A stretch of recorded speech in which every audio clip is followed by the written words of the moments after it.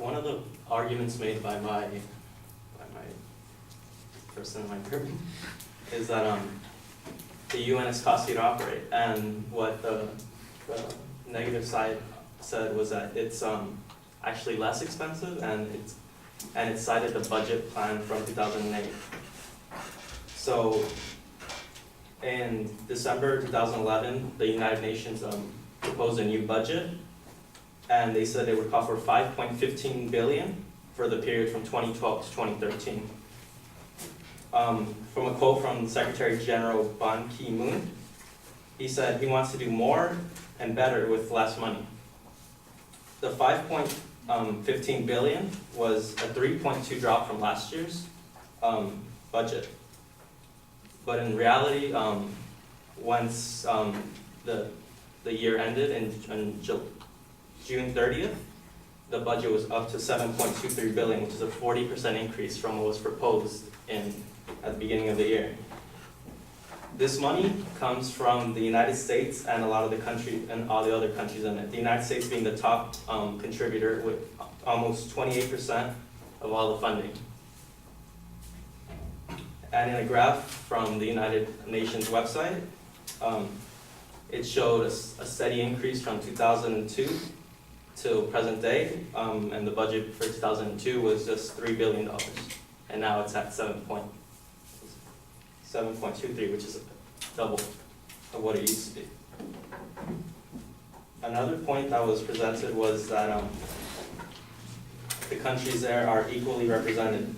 But what the countries, the 5 permanent countries in the United Nations have, they all have the power to veto. So if one country doesn't agree with what's happening, they can veto the bill. And in a quote from in an article, it's about the from the United Nations Security Council. It said the United Nations Security Council was bestowed with the veto powers, which are only privileges enjoyed by only 5 permanent members of the United Nations.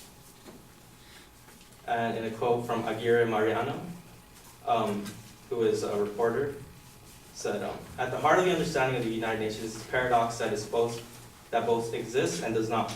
The United States is the paradox that both exists and does not beyond its members. On one hand, the organization as a whole has played a crucial consolidating role in a number of fields. On the other hand, in terms focus the action on the United Nations dependence on the will of the more powerful states in its manifest. So in other words, if the five permanent members don't agree, then they can veto it and nothing will happen. So no matter what the other countries have to say. And the third point that was brought up by the negative side was that the United Nations will eventually intervene in Syria and Israel, but I have some examples that from the past where the United Nations didn't intervene. So the first example is from 1994 in Rwanda. In a report that was released, the United Nations Secretary General Kofi Annan expressed bitter regret and promised to prevent another such disaster such as this. During the Rwanda accidents, 80,000 people died. And the United States has accepted the findings of the damning study, which accuses it of failing to prevent the genocide. And 1 year later, the United Nations again failed to prevent another genocide in Bosnia, in which 7,000 Muslims died, Muslim men, in what was supposedly called a safe zone for the United Nations.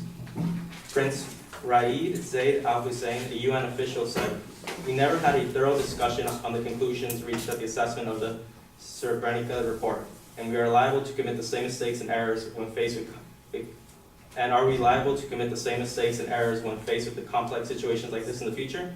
I think absolutely yes."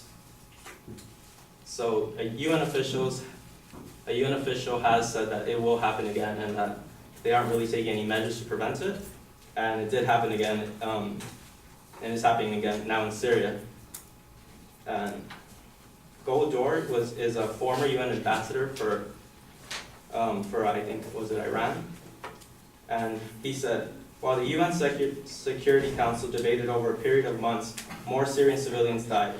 In the